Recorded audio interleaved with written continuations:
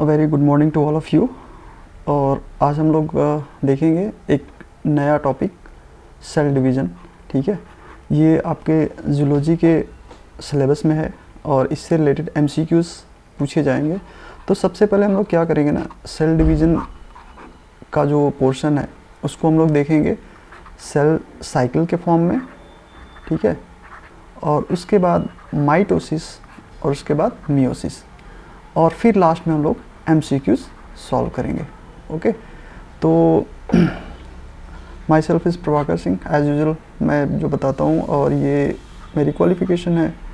और हम लोग यहाँ से pathway institute for life sciences जो सिया कॉलेज में चल रहा है। आपको कोई क्वेरीज हो तो इस नंबर पे आप लोग कांटेक्ट कर सकते हैं। तो स्टार्ट करते हैं। और बिफोर स्टार्टिंग आज बहुत ही एक अच्छा चीज़ हम लोग सीखेंगे, that is use the 2 minute rule. ये क्या होता है, जब कोई भी हम लोग वर्क करते हैं, ठीक है, तो बहुत सोचते हैं कि यार उसको करें कि ना करें, करें कि ना करें। ठीक है, लेकिन आप अपने साथ ज़बरदस्ती करो।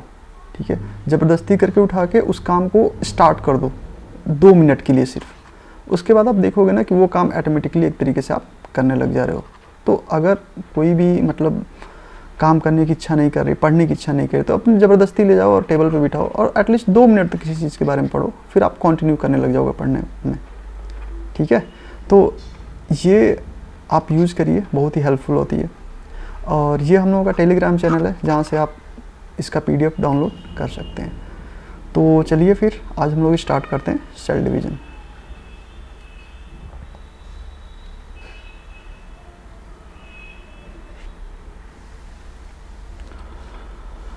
ओके, तो हम लोग ये देख रहे हैं कि सेल डिवीज़न से पहले हम लोग ये देखेंगे कि सेल साइकिल क्या होती है। तो सेल साइकिल में ये बोल रहे हैं कि साइकिल का मतलब क्या होता है, राउंड चीज़। ठीक है, कि एक साइकिल चल रही है फिर कंटिन्यूस, मतलब या जहाँ से स्टार्ट होता है वो अगेन लास्ट में क्या होता है ना, वही चीज़ एक तरीके से वहीं पे आ जाती है। तो ये होती है एक तरीके से साइकिल। तो मेटाबॉलिक साइकिल्स भी होती हैं और सेल की साइकिल्स भी है। सेल की साइकिल का मतलब एक सेल जो है वो 2 सेल बनेगी और फिर एक तरीके से ये सेल अगेन इस स्टेज में चली जाएगी और फिर अगेन वो डिवाइड करेगी। ठीक है, तो सेल साइकिल की जो फेजेज होती हैं उसमें बेसिकली जो डिवाइड किया गया है, एक इंटरफेज और दूसरा आपका एम फेज है। ठीक है, इंटरफेज में देखेंगे कि आपका G1 है, G2, और एम फेज में आप बोल सकते हो कि माइटोसिस एंड साइटोकाइनेसिस। ठीक है, तो इसको भी हम लोग देखेंगे, इंटरफेज और एम फेज क्या होता है। फिर माइटोसिस जो होती है आपकी प्रोफेज, प्रोमेटाफेज, मेटाफेज, एनाफेज और टीलोफेज में। बेसिकली इसको हम लोग नहीं पढ़ते हैं। ठीक है, प्रोफेज, मेटाफेज, एनाफेज और टीलोफेज करके पढ़ते हैं। तो सेल साइकिल देखो यहाँ से आपकी स्टार्ट हो रही है, G1, उसके बाद S और उसके बाद G2। तो ये जो तीनों फेज होती है आप देख सकते हो कि एक तरीके से मेजर पार्ट हैं सेल साइकिल के, और ये ज़्यादा टाइम लेता है। जैसे मान लो कि G1 है तो वो लगभग अप्रॉक्सीमेट 11 घंटे ले रहा है, S जो है वो 8 घंटे लेता है, और जो G2 है वो 4 आवर। और ये जो डिवीज़न होता है, एक्चुअली सेल का जो डिवीज़न होता है जिसको हम लोग एम फेज बोलते हैं, ठीक है, वो बेसिकली उसमें 2 चीज़ होता है। पहले न्यूक्लियस का डिवीज़न होगा और फिर साइटोसॉल का। तो जो न्यूक्लियस का डिवीज़न होता है उसको हम कैरियोकाइनेसिस बोलते हैं, और अगर साइटोसॉल की उसके बाद जो डिवीज़न होगा उसको साइटोकाइनेसिस। तो कैरियोकाइनेसिस और साइटोकाइनेसिस ये दोनों चीज़ इन्वॉल्व होती है एम फेज में। इंटरफेज में हम लोग क्या देखेंगे कि G1, S, G2। तो इंटरफेज एक तरीके से क्या होता है ना, प्रिपरेटरी फेज होता है। प्रिपरेटिव का मतलब सेल अपने आप को प्रिपेयर करती है कि उसको डिवीज़न कराना है। ठीक है, तो इन सब चीज़ के अलग अलग फीचर्स होते हैं। जैसे G1 में क्या होता है, सेल अपने आप को ग्रो कराती है। ग्रो कराने का मतलब छोटे से लेके बड़ा कराती है। तो इसमें क्या होगा, जितना भी उसका सेलुलर कंटेंट है वो जस्ट इंक्रीज़ करने लगता है। इंक्रीज़ करने का मतलब क्या है, जैसे माइटोकॉन्ड्रिया बाकी जो चीज़ें हैं वो क्या होगा, ज़्यादा होने लगेगा। एक तरीके से सेल में जो कंटेंट है वो ज़्यादा होने लगता है। एस फेज में देखो क्या होता है, एस फेज में बोल रहे हैं कि DNA की सिंथेसिस होती है। ये बहुत ही इंपॉर्टेंट, इस पे क्वेश्चन पूछा गया है कि DNA का जो रेप्लिकेशन होता है वो किस फेज में होता है। तो एस फेज में, इस चीज़ को याद रखिएगा, MCQs में पूछा जा सकता है। तो ये एक तरीके से डीएनए सिंथेसिस। G2 में अगेन बोल रहे हैं कि growth and preparations for mitosis, ये चीज़ होती है, ठीक है। तो ये इसमें हम लोगों को ये देखने को मिल रहा है कि G1S और G2 ये जो क्या होती हैं एक तरीके से ये प्रिपरेटिव फेज होती है बिफोर डिवीजन।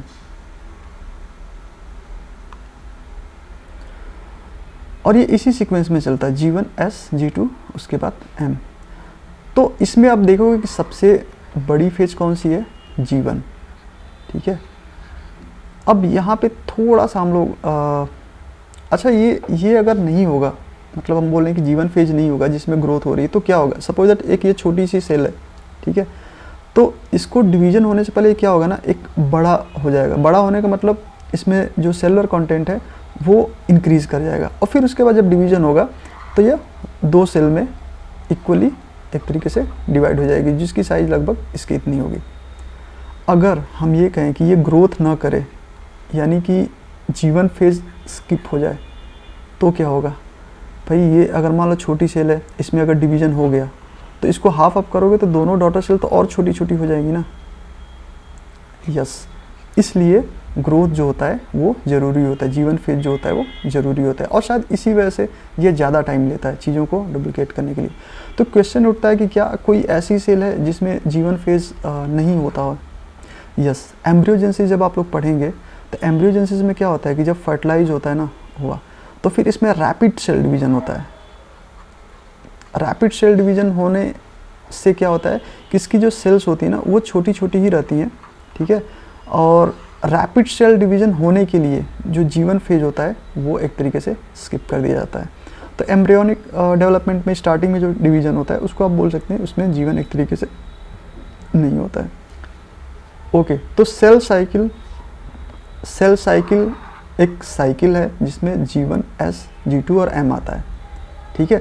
और cell division is another thing. Cell division में क्या होगा, सेल डिवीज़न में आपका या तो माइटोटिक होगा या तो मियोसिस होगा, ठीक है। तो इसमें डिफरेंट चीज़ देखने को मिलती है, उसको अलग अलग करके हम लोग देखेंगे। तो पहले ये सेल साइकिल हम लोग देख लेंगे। सेल साइकिल में आगे चल के हम लोग फिर देखेंगे सेल डिवीज़न। ये सेल साइकिल है, इंटरफेज एम फेज, ये आपका क्या है, सेल डिवीज़न है, जिसमें कैरियोकाइनेसिस और साइटोकाइनेसिस देखने को मिलती है। तो सेल साइकिल में G1S G2 इसमें जाने के लिए सेल को बहुत जगहों से चेक होना पड़ता है कि ये प्रॉपर चीज़ें हैं कि नहीं है, ठीक है। उसको हम क्या बोलते हैं, सेल साइकिल रेगुलेशन। G1 से S फेज में जाएगा कि नहीं जाएगा, S से G2 में जाएगा कि नहीं जाएगा, फिर M में जाएगा कि नहीं जाएगा। तो ये जो होता है ना वो क्या होता है, सेल साइकिल रेगुलेशन। ओके, तो ये देखते हैं कि बेसिक जो फंक्शन होता है G1S G2 का, इसमें G1 में बोल रहे हैं कि इसको हम लोग क्या बोलते हैं, फर्स्ट गैप फेज बोलते हैं, जिसमें सेल ग्रो करती है, एक्यूमुलेट इसेंशियल प्रोटीन और डीएनए बिल्डिंग ब्लॉक्स। और S में डीएनए का रेप्लिकेशन होता है।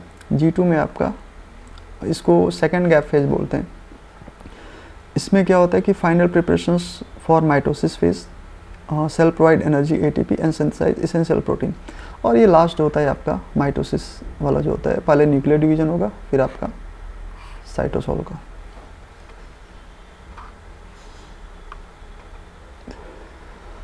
ओके, नेक्स्ट हम लोग देखते हैं कि सेल साइकिल और चेक पॉइंट्स क्या होते हैं। चेक पॉइंट्स का मतलब क्या होता है कि सेल साइकिल जब होती है G1 से S में जाएगा और S से G2 में जाएगा और G2 से M में जाएगा, तो क्या होगा कि यहाँ पे चेकिंग होती है कि भाई G1 में सब चीज़ सही है कि नहीं है।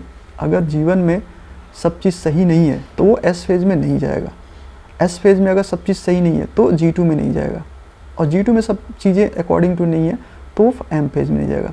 तो बेसिकली जो चेकिंग होती है कि सेल में जो रिएक्शंस या बाकी चीज़ जो बन रहा है वो प्रॉपरली बन रहा है कि नहीं बन रहा है, उसको चेक करने के लिए बहुत सारे मॉलिक्यूल्स और एंजाइम्स होते हैं, ठीक है, जो डिफरेंट स्टेजेस में प्रोड्यूस होते हैं। जैसे G1 में कुछ प्रोड्यूस होगा, कुछ S में होगा, कुछ G2 में होगा, कुछ M में होगा।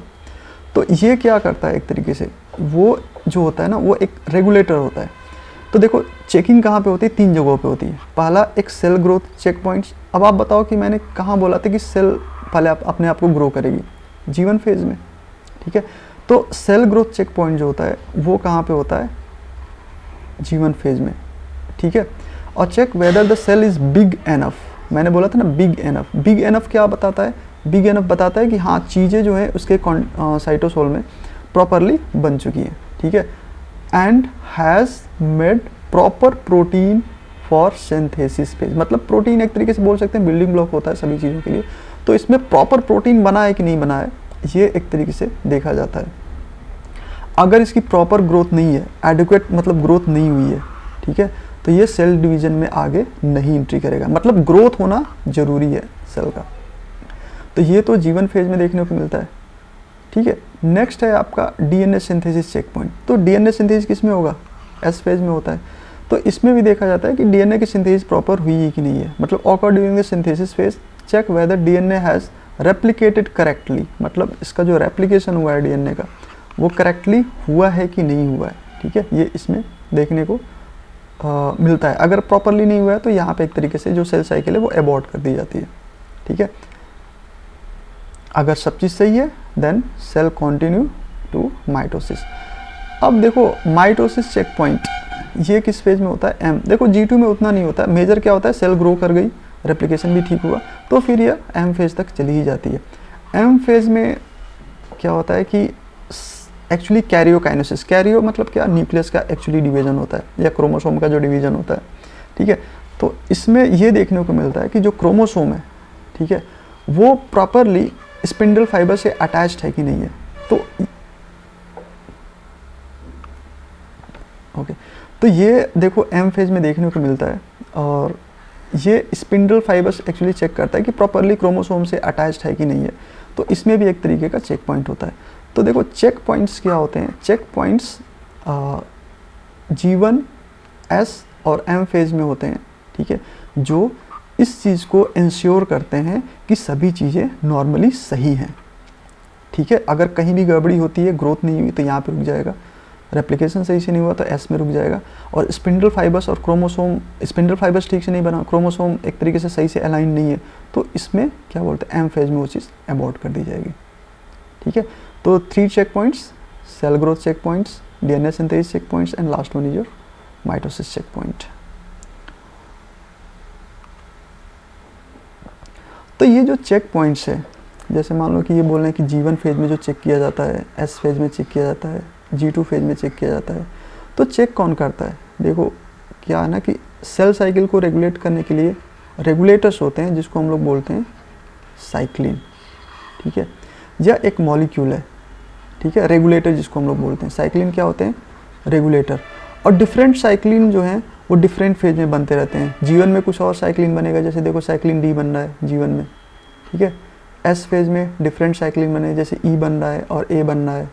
G2 में साइक्लिन A बन रहा है और M में साइक्लिन B बन रहा है। तो साइक्लिन जो होते हैं वो अगेन कैटेगराइज किए गए हैं A, B, C, D, E प्रकार के, ठीक है। याद करने का सिंपल सा तरीका, A जो होता है ये आपके सेल डिवीजन में एक तरीके से आएगा, G2 में देखो आएगा, और B जो है वो माइटोसिस में यहाँ पे आएगा, और D जो है आपके इनिशियल G1 फेज में आता है, और ये आपका E देखेंगे G1 S फेज में जब ट्रांजिट कर रहा तो यहाँ पे देखने को मिल रहा है। एनीवे हम ये बता रहे थे यहाँ पे कि सेल को एक साइकिल से, या मतलब G1 से S या फिर G2 और फिर M, इसमें ले जाने के लिए बहुत सारे रेगुलेटर्स होते हैं जिसको हम लोग साइक्लिन बोलते हैं, ये रेगुलेटर्स होते हैं। और इसी पे डिपेंडेंट दूसरा एक मॉलिक्यूल होता है, साइक्लिन पे डिपेंडेंट एक दूसरा मॉलिक्यूल या प्रोटीन होता है जो क्या करता है, काइनेज एक्टिविटी शो करता है। काइनेज एक्टिविटी का मतलब क्या होता है कि काइनेज जो होते हैं वो फॉस्फेट ग्रुप को ऐड करते हैं एक तरीके से। काइनेज एक्टिविटी का मतलब एडिंग ऑफ फॉस्फेट और रिमूवल ऑफ फॉस्फेट एक तरीके से, ठीक है। तो चूँकि साइक्लिन पे डिपेंडेंट ये प्रोटीन है जो कि काइनेज एक्टिविटी शो करता है, तो इसको हम क्या बोलते हैं, साइक्लिन डिपेंडेंट प्रोटीन काइनेज, मतलब साइक्लिन डिपेंडेंट प्रोटीन काइनेज, या इसको हम लोग CDK बोलते हैं, ठीक है। तो साइक्लिन और CD के, ये दोनों जो होते हैं ना, ये डिफरेंट सेल डिवीज़न में बनते हैं, G1 में, S में, G2 में और M में। तो ये भी आपको ध्यान रखना पड़ेगा कि G1 फेज में कौन से साइक्लिन बनते हैं और कौन से CD के वहाँ पे आते हैं, ठीक, और वो फिर G1 चेक पॉइंट को क्रॉस करते हैं, यानी कि साइक्लिन D और CD के 6 आएगा तभी यह एक तरीके से आगे प्रोसीड होगा, अदरवाइज इसमें कोई डिफेक्ट्स है, ठीक है, तो ये चीज़ आगे नहीं मूव होती है। फिर इसमें आप देखेंगे CD के 2 और साइक्लिन E ये आता है, ठीक है। तो इस तरीके से आप इसमें मेजर आपको क्या रखना है, साइक्लिन और साइक्लिन डिपेंडेंट काइनेजेस। अब देखो, अगर साइक्लिंग की बात करेंगे तो G1 फेज में जो साइक्लिन जो D जो बन रहा है, ठीक है, वो G1 फेज से बनना शुरू होता है और कब तक बनता है, पीक जो होता है वो S फेज तक रहता है और फिर माइटोसिस तक ये रहता है, ठीक है। ये चार्ट बहुत इंपॉर्टेंट है, एक मिनट इसको इरेज कर लें हम, ओके। तो ये चार्ट जो है ना वो बहुत इंपॉर्टेंट है। देखो, अगर साइक्लिन D की बात करेगा तो ये आपका G1 में बनना शुरू होता है और पीक जो होता है S फेज में होता है और आपके माइटोसिस डिवीजन तक, एंड तक होता है, कैरियोकाइनेसिस तक। लेकिन अगर साइक्लिन E की बात करेंगे तो इसका लेवल कब बढ़ रहा है, देखो S फेज में, साइक्लिन E का लेवल S फेज में पीक पे रहता है और S फेज के अंत तक जाते जाते ये क्या होता है, फिनिश हो जाता है। साइक्लिन A की बात करेंगे तो ये G1 के लास्ट में स्टार्ट होता है और फिर पीक जो होता है वो आपके G2 पे होता है और माइटोसिस एक तरीके से स्टार्ट होने से, माइटोसिस जब स्टार्ट होती है तो उससे पहले ही वो उसी स्टार्टिंग माइटोसिस डिवीजन में ख़त्म होता है। और साइक्लिन B की बात करेंगे तो यह देखेंगे कि माइटोसिस स्टार्ट होता है तो उससे पहले यह इसका अमाउंट मैक्सिमम रहता है। यानी साइक्लिन B अगर एग्जिस्टेंस में आ रहा है तो ये क्या इंडिकेट करेगा कि now mitosis will be start, ठीक है। अगर साइक्लिन A बढ़ रहा है इसका मतलब G2 फेज है, अगर साइक्लिन E बढ़ा हुआ है तो हम बोलेंगे कि वो S फेज है। समझ में आ रहा है ना। अगर चलो यहाँ पे हम क्वेश्चन पूछ दें कि अच्छा मैंने एक सेल की एक स्टेज देखी है, उसमें हमने देखा कि साइक्लिन D जो है ना वो बढ़ा हुआ है, ठीक है, तो आप क्या बोलोगे, अगर बोलोगे कि सर अगर मैक्सिमम है तो हम बोल सकते हैं कोई S फेज होगा। दूसरा क्वेश्चन हम बोलते हैं कि नहीं साइक्लिन D की सिंथेसिस अभी स्टार्ट हो रही है, तो आप बोलोगे सर वो तो G1 फेज होगा। अगर हम बोलें कि यार मैंने एक देखा सेल, ठीक है, और उसमें E का जो कॉन्सेंट्रेशन है, साइक्लिन E का कॉन्सेंट्रेशन मैक्सिमम है, तो कौन सी फेज हो सकती है, S फेज हो सकती है। यानी साइक्लिन E का रिलेशन DNA रेप्लिकेशन से है। अगर हमने बोला कि साइक्लिन A का कॉन्सेंट्रेशन मैक्सिमम है, इट मीन्स वो G2 फेज में है। अगर हम बोले साइक्लिन B जो है उसका कॉन्सेंट्रेशन बढ़ा हुआ है, तब बोलोगे सर अब तो माइटोसिस स्टार्ट होने वाली होगी। फिर क्लियर है। तो ये चीज़ आप ध्यान में रखिएगा, ये पूछा जाता है MCQs में। ओके, तो नेक्स्ट हम लोग देखते हैं कि ये तो सेल साइकिल रेगुलेशन हो गया, जिसको हम लोगों ने देखा कि G1, S, G2 और M। तो जो M फेज होता है माइटोटिक डिवीजन, ठीक है, ये दो पार्ट में डिवाइड हो जाता है। एक आपका कैरियोकाइनेसिस, जिसमें न्यूक्लियस का डिवीजन होता है, ठीक है, और उसके बाद होता है आपका साइटोकाइनेसिस, जिसमें क्या होगा, आपका जो साइटोसोल है वो एक तरीके से डिवाइड होगा, ठीक है। तो बेसिकली हम लोग कैरियोकाइनेसिस ज़्यादा फोकस करते हैं। कैरियोकाइनेसिस फिर किस में डिवाइड हो जाएगा, आपका प्रोफेज, मेटाफेज, एनाफेज और टीलोफेज, ठीक है। तो जो सेल डिवीजन होता है, ठीक है, वो दो प्रकार का होता है। एक होता है आपका माइटोसिस, दूसरा होता है मियोसिस। माइटोसिस जो होता है ना वो कॉमन है एक तरीके से, बट मियोसिस जो होता है, ठीक है, ये आपके जर्म सेल्स में होता है। जर्म सेल्स में बेसिकली गैमेटोजेनेसिस में बोल सकते हैं आप लोग कि गैमेटोजेनेसिस, गैमीट फॉर्मेशंस के लिए मियोसिस जो होती है वो एक तरीके से देखने को आई है। अगर हम बोलें कि सबसे पहले कौन सा आया, माइटोसिस या मियोसिस, ठीक है, तो इस पर बहुत लंबा लेक्चर हो जाएगा हिस्ट्री पढ़ना। बट हाँ, आप ये मान के चलिए कि माइटोसिस जो है पहले एग्जिस्टेंस में आई, एंड माइटोसिस के प्रोफेज में जब म्यूटेशन होता है तो मियोसिस की एक तरीके से जेनेसिस होती है, ठीक है। तो माइटोसिस में म्यूटेशंस बेसिकली प्रोफेज में जो हुआ, इसकी वजह से मियोसिस जो होती है वो एग्जिस्टेंस में आई। तो माइटोसिस का जो मेन जो काम है वो क्या है, एक सेल से दो सेल बन जाना, ठीक है। और ये जो दोनों सेल हैं इस सेल के बिल्कुल एक जैसे ही होंगे, फिर आइडेंटिकल, ठीक है। तो इसको हम लोग आइडेंटिकल डिवीजन भी बोलेंगे, आइडेंटिकल डिवीजन बोल सकते हैं कि आइडेंटिकल बन रहा है, फिर 2 डॉटर सेल्स बन रही है, क्लियर। तो इसमें देखो एक पेरेंट सेल्स होती है और डीएनए रेप्लिकेट करता है और फिर डिवीजन हो जाता है, 2 डॉटर सेल्स बनती हैं। दूसरी चीज़, इसको सोमैटिक सोमैटिक डिवीजन भी बोलते हैं क्योंकि ये सोमैटिक सेल्स में हो रहा है। और इसको क्या बोलेंगे, जर्नल डिवीजन बोलेंगे क्योंकि जर्म सेल्स में हो रहा है। मियोसिस में क्या होता है कि एक पेरेंट सेल्स 4 डॉटर सेल्स बनाते हैं और इसमें क्या है, एक पेरेंट सेल 2 डॉटर सेल्स बना रही हैं। इसमें क्या है कि अगर मान लो कि इसका क्रोमोसोम 46 है इसमें, तो ये जो डॉटर सेल्स बनेगी इसमें भी क्रोमोसोम 46 और 46 होगा, ठीक है। इसलिए इसको आइडेंटिकल डिवीजन बोलते हैं क्योंकि ये जो पेरेंट होता है वो आपके जो डॉटर्स होते हैं उसके मतलब जैसा ही दिखता है एक तरीके से।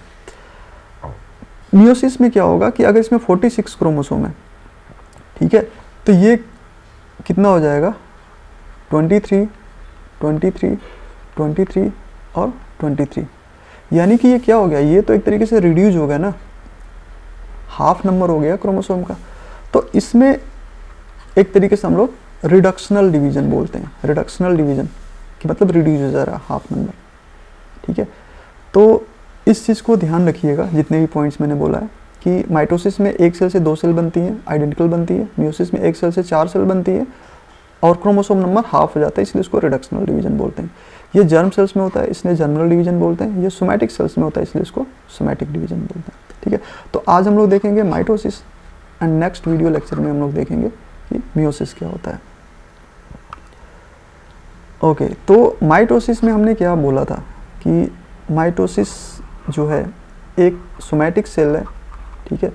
इससे आपके 2 डॉटर सेल्स बनेंगी और दोनों क्या होगी, एक तरीके से आइडेंटिकल होंगी। यानी कि अगर ये 2n है तो ये भी क्या होगा, 2n होगा और ये भी 2n होगा। 2n का मतलब टोटल नंबर ऑफ क्रोमोसोम जो पेयर्ड में होते हैं, इसलिए इसको 2n बोलते हैं, ठीक है। तो अगर ये 46 क्रोमोसोम है तो ये भी 46 होगा और ये भी 46 होगा। अच्छा, एक चीज़ पूछें कि व्हाट इज़ रिप्रोडक्शन, रिप्रोडक्शंस और सेल डिवीजन में क्या रिलेशन है। आप बोलोगे सर रिप्रोडक्शंस में मेल और फीमेल गैमेट जो है फ्यूज होते हैं, फिर एक तरीके से जाइगोट बनता है, फिर ऑर्गेनिज्म बनता है, दैट इज रिप्रोडक्शंस। रिप्रोडक्शंस का मतलब fusion of male and female gamete. लेकिन अगर हम ये बोलें कि इमेजिन करो कि अमीबा है, यूनिसेलुलर एक ऑर्गेनिज्म, पैरामीशियम है, ठीक है, या बैक्टीरिया है, ठीक है, तो इसका रिप्रोडक्शन का मतलब क्या हुआ, एक बैक्टीरिया 2 बैक्टीरिया बना लिया, ठीक है, इसका मतलब तो ये होगा ना कि ये रिप्रोड्यूस करके 2 बैक्टीरिया बना लिया। लेकिन इसको आप सेल डिवीजन भी तो बोलोगे कि अगर बैक्टीरिया में मतलब डिवीजन हो रहा है या एक तरीके से सेल डिवीजन हो रहा है तो 2 बैक्टीरिया बना रही है। यानी कि रिप्रोडक्शंस को हम बोल सकते हैं it is a kind of cell division at unicellular level, ठीक है, एट यूनिसेलुलर लेवल। तो कहीं ना कहीं जो पहला जो रिप्रोडक्शन था, जैसे मान लो एक सेल है, ठीक है, वो 2 सेल बना रही है। स्टार्टिंग में सोचो, स्टार्टिंग में क्या हुआ, तो ये जो है ना, ये ऐसा अपने आप हो गई, मतलब जैसे अमीबा है, ब्रेक डाउन होकर 2 पार्ट में मतलब डिवाइड हो गया, तो इसमें कोई प्रॉपर एक सेल डिवीजन नहीं था, ठीक है। तो इसको हम लोग क्या बोले, एक तरीके से माइटोसिस और मियोसिस तो बाद में एक तरीके से आया, बट पहले जो था ना, ये जो डिवीजन था, ठीक है, यह एक तरीके से रैंडम था, ठीक है। और इस प्रकार के मतलब रिप्रोडक्शंस को हम लोग बोल सकते हैं कि एमाइटोसिस, ठीक है। और ये आपका क्या हो गया लेटर ऑन, माइटोसिस। और माइटोसिस में भी देखो एक सेल से 2 सोमैटिक सेल्स बनती थी, लेकिन जब माइटोसिस में म्यूटेशन हुआ तो मियोसिस का एक तरीके से एग्जिस्टेंस हुआ। एनीवे, यहाँ पे हम लोग देखते हैं कि जो माइटोसिस है ये क्या होती है। तो ये बोल रहे हैं since the number of chromosome in the parent and progeny cells is the same, it is known as equational division. तो ये तो मैंने बोला था ना, equational division, why we call equational division, because the mother cells and daughter cells, ठीक है, have similar property, similar number of chromosome, that's why we call it is a kind of equational divisions, ठीक है। ये बोल रहे हैं कि जो माइटोसिस है, चलो ये तो डायरेक्ट कैरियोकाइनेसिस पे आ गए, इसको हम 2 पार्ट में डिवाइड करेंगे। पहला होगा आपका karyokinesis and second one is cytokinesis. तो कैरियोकाइनेसिस इज न्यूक्लियर डिवीजन जिसको हम बोल सकते हैं, ठीक है। And it will further classify into 4 stages, one is prophase, second one is metaphase, third one is anaphase and last one is telophase, ठीक है। ये 4 फेज में हम लोग देखेंगे। पीएम याद रख लो, प्रोफेज, मेटाफेज, उसके बाद एनाफेज और टीलोफेज कर ही लेना फिर, ठीक है। टीलो मतलब क्या होता है? टेल। टेल का मतलब जो सबसे लास्ट में आएगा। तो पीएम कौन आएंगे? पहले आएंगे, उसके बाद टेल कौन सा आएगा? लास्ट में आएगा। तो प्रोफेज, मेटाफेज, टीलोफेज, एनाफेज यहाँ पे कर लो फिर, ठीक है। ये सीक्वेंस है हायरार्की याद करने का। एनीवे चलते हैं फिर नेक्स्ट उसमें। तो देखो प्रोफेज बोल रहे हैं कि प्रोफेज क्या होता है। चलो थोड़ा सा हिस्ट्री देख लेते हैं इसका कि देखो पहले क्या था, एस फेज था। तो एस फेज में ये न्यूक्लियस है, अरे सॉरी G1, उसके बाद एस फेज में आया।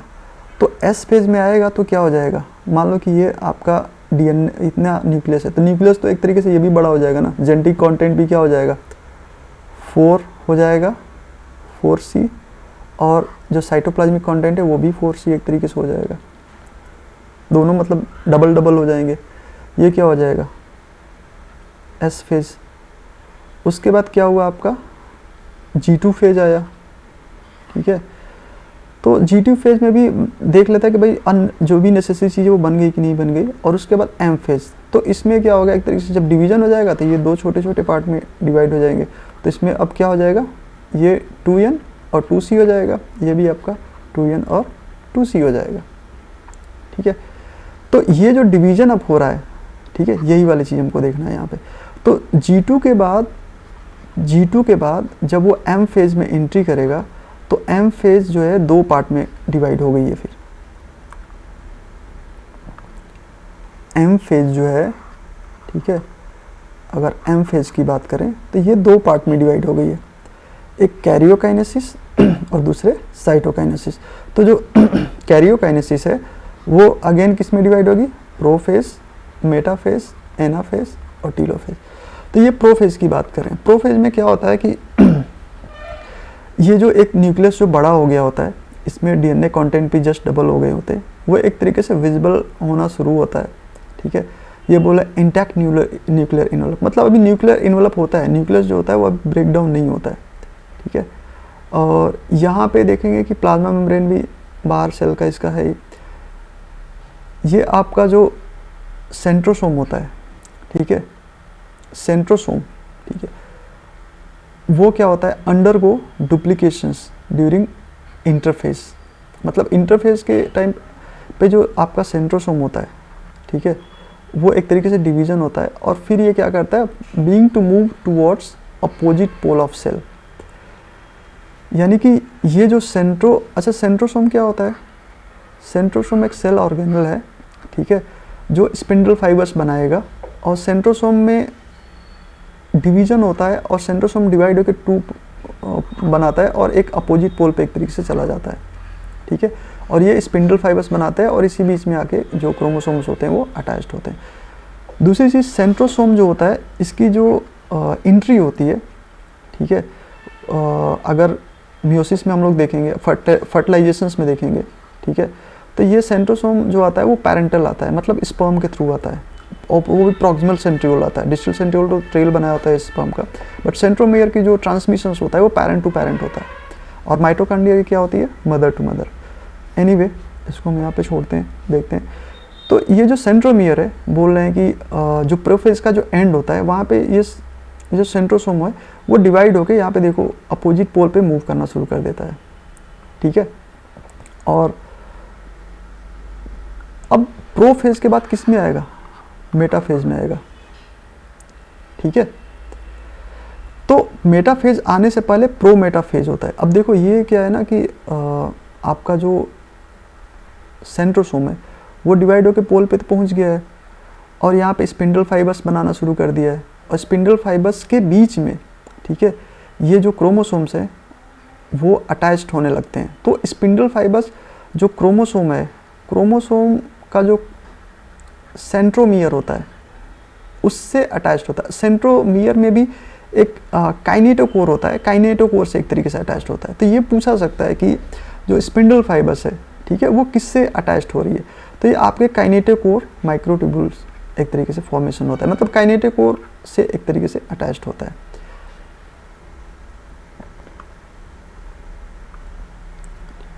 तो यहाँ पे हम देखेंगे कि ये देखो एक तरीके से सेंट्रोसोम डिवाइड होके पोलर सेंट्रोसोम बना रहा है, और यहाँ पे एक तरीके से स्पिंडल फाइबर्स अगर बन रहे हैं, ठीक है।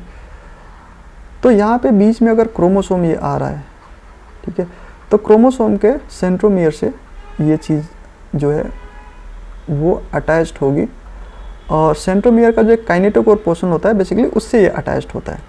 तो यहाँ पे क्रोमोसोम ये जो आपका सेंट्रोमियर जो स्पिंडल फाइबर बना है, देखो इसको हम बोलेंगे कॉन्टिन्यूस स्पिंडल फाइबर्स, और इसको हम लोग बोलेंगे क्रोमोसोमल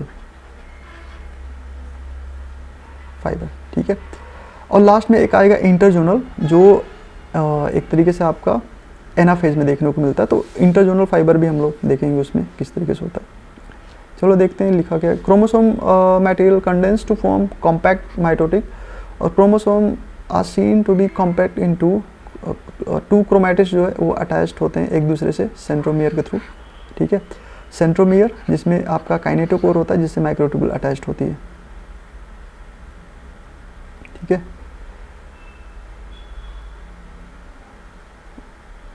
ओके, ये बोल रहे हैं cells at the end of prophase view under microscope.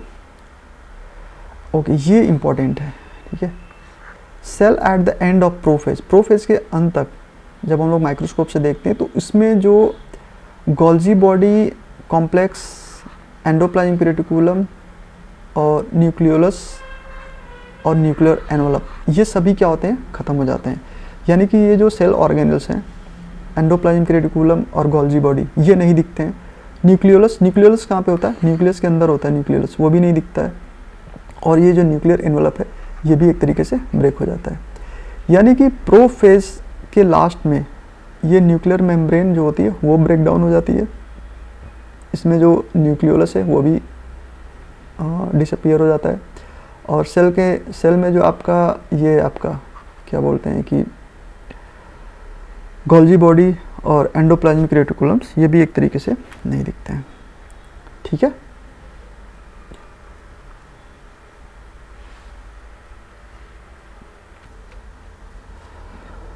तो ये मेटाफेज में बोल रहे हैं कि मेटाफेज में क्या होता है कि ये जो एक स्टेज होते हैं जिस पे क्रोमोसोम अलाइन होते हैं उसको हम लोग मेटाफेज प्लेट बोलते हैं, ठीक है। तो the plane of alignments of chromosome at metaphase is referred as metaphase plate. तो इसकी खास बात यही होती है कि जो क्रोमोसोम्स होते हैं वो मेटाफेज प्लेट पे एक तरीके से अलाइन हो जाते हैं, ठीक है। और एक तरीके से अब ये जो स्पिंडल फाइबर्स हैं ये इसके सेंट्रोमियर, यानी सेंट्रोमियर का जो काइनेटोकोर होता है उससे एक तरीके से अटैच्ड होते हैं। यहाँ पे देखेंगे ये चीज़ अटैच्ड है, ठीक है। और फिर ये क्या होगा, एक तरीके से मूव होगा, स्टार्ट होगा अपोजिट पोल पे जाने का इन लेट मेटाफेज। चलो यहाँ से एक बहुत ही इम्पोर्टेंट एमसीक्यूज पूछ लिया जाता है कि क्रोमोसोम को अगर स्टडी करना है, ठीक है, क्रोमोसोम को अगर स्टडी करना है तो कौन सी सेल डिवीजन की जो स्टेज होती है वो बेस्ट मानी जाती है। तो मेटाफेज, जो आप लोग क्रोमोसोम देखते हो ना कि इस प्रकार का क्रोमोसोम का एक स्ट्रक्चर है एक्सेप्ट में, तो वो किस फेज में हम लोग स्टडी करते हैं, बेसिकली हम लोग मेटाफेज में स्टडी करते हैं, ठीक है। मेटाफेज में जो क्रोमोसोम है वो बहुत ही अच्छे से दिखता है, और फिर हम लोग क्रोमोसोम से रिलेटेड जो एब्रेशन से बाकी चीज़ें वो मेटाफेज के टाइम पे हम लोग देख सकते हैं। एक जो आपको कैरियोटाइपिंग होती है, ठीक है, वो मेटाफेज प्लेट पे हम लोग एक तरीके से उसको देखते हैं।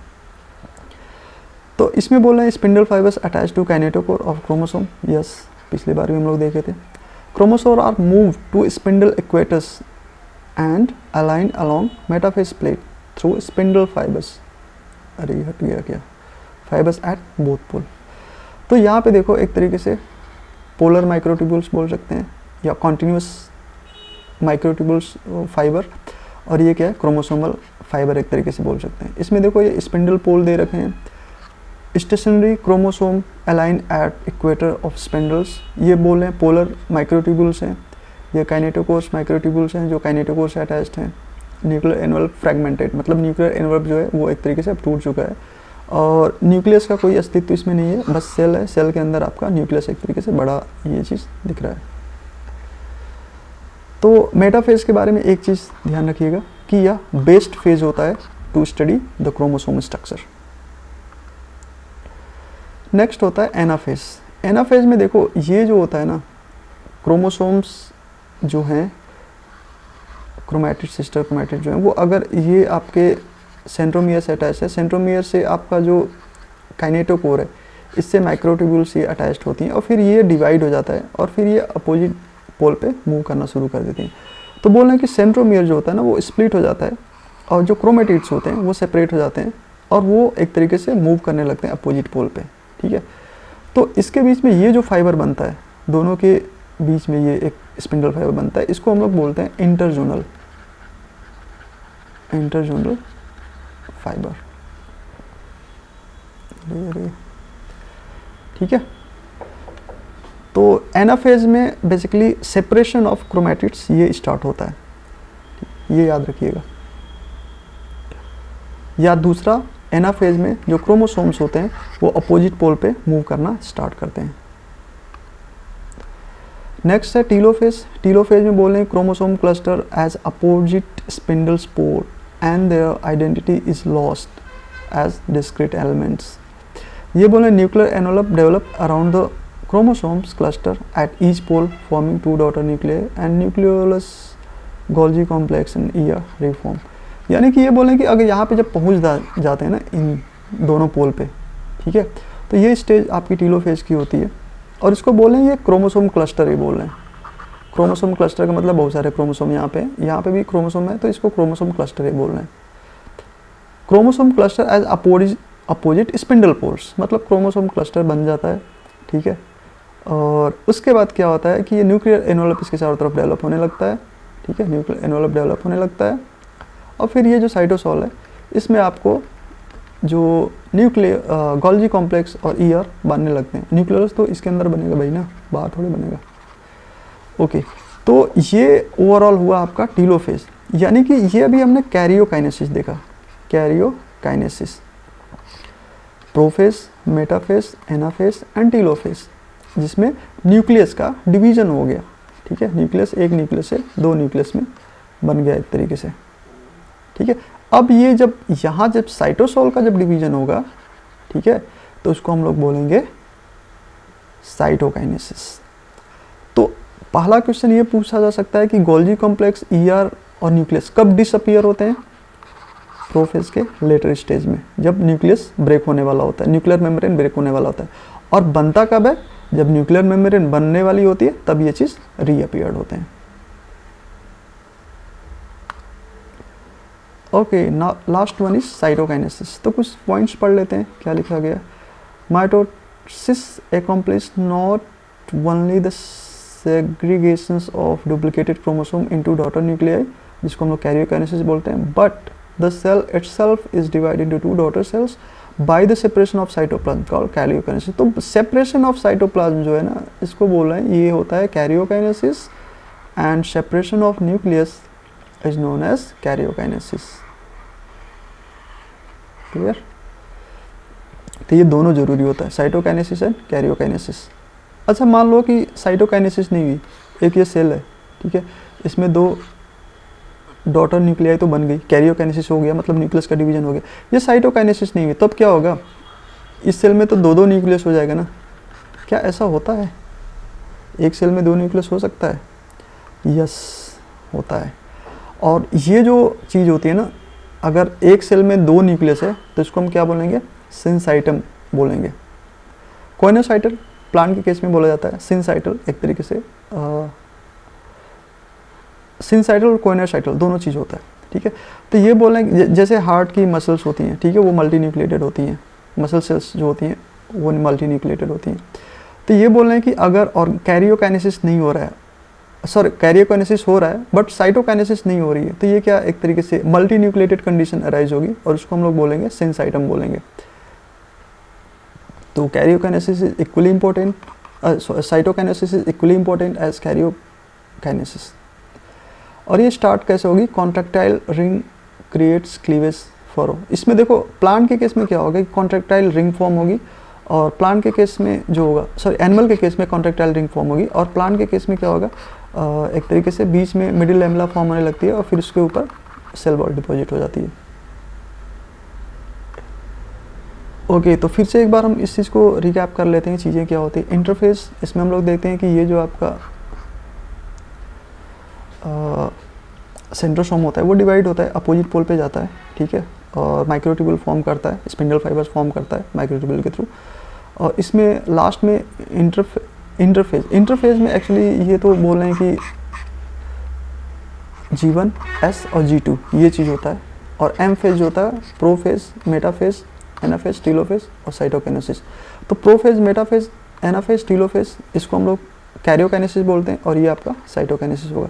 तो देखो इंटरफेज में चीज़ें क्या होती हैं, ये सेल ग्रो होगी, न्यूक्लियस एक तरीके से ग्रो होगा, क्रोमोसोम डबल हो जाएगा, ठीक है, और ये लास्ट में एंट्री करता है प्रोफेज में। प्रोफेज में देखेंगे कि आपका सेंट्रोसोम का डिवीजन होता है, ठीक है, और ये आपका न्यूक्लियर एनवलप ब्रेक होता है, क्रोमोसोम विजिबल एक तरीके से होने लगते हैं, मेटाफेजिक प्लेट पे चले जाते हैं, और ये स्टेज होती है मेटाफेज की, ठीक है।